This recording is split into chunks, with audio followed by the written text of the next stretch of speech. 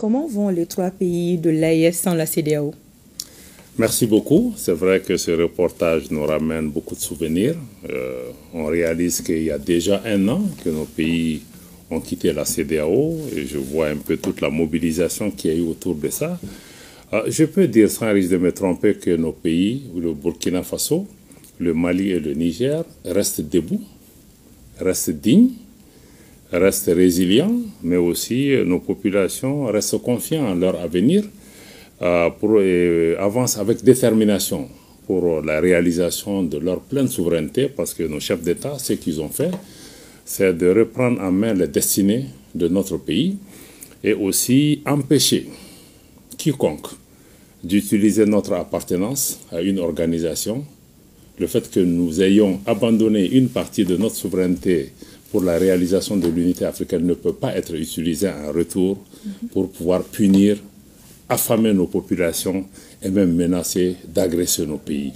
Depuis, nos pays aussi s'organisent aujourd'hui. Ce n'est pas qu'une réponse à la CEDEAO, mais nous avons décidé de faire ce que nous voulons et dans le cadre de l'AES en essayant de recréer une nouvelle forme de solidarité qui se fait dans le respect, qui se fait dans la complémentarité, qui se fait aussi dans l'union et l'unité de nos peuples pour se lever ensemble, combattre l'insécurité à travers la défense et la sécurité, mais aussi permettre à nos pays de parler d'une seule voix à travers notre action diplomatique, mais aussi renforcer les actions de développement sur le terrain pour pouvoir cimenter nos différents pays.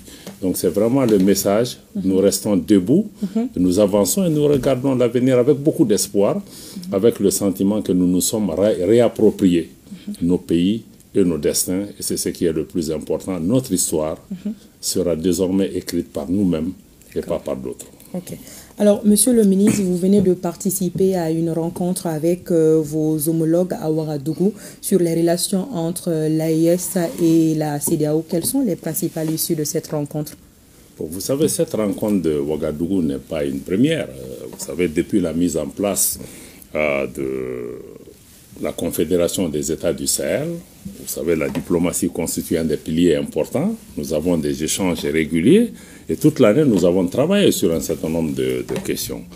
Maintenant, la rencontre de Ouagadougou avait pour objectif essentiel, prenant acte aussi des évolutions qu'il y a eu dans notre région et du fait que ça fait un an que nous sommes sortis de la CEDEAO et que nous essayons nous-mêmes d'aller dans la direction que nous avons choisie, c'était de pouvoir finaliser l'approche qui a été adoptée entre nos trois pays par rapport à la gestion de nos rapports avec la CEDEAO, mais d'entité à entité. C'est-à-dire que comment l'AES va établir ses relations avec la CEDEAO. Et dans ce contexte, vous savez qu'on a perdu près de 11 mois après notre sortie.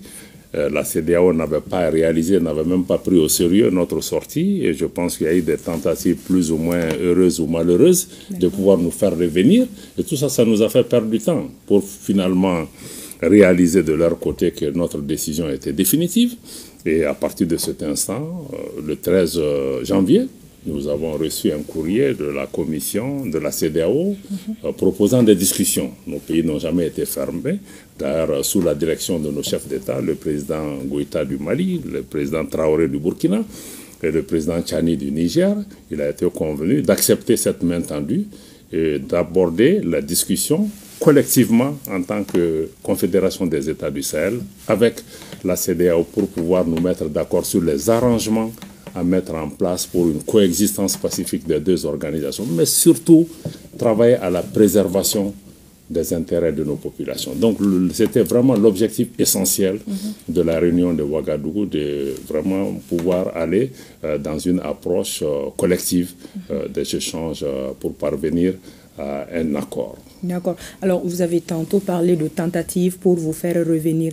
Est-ce que vous avez envisagé des négociations à ce stade? Si oui, concrètement, sur quel volet?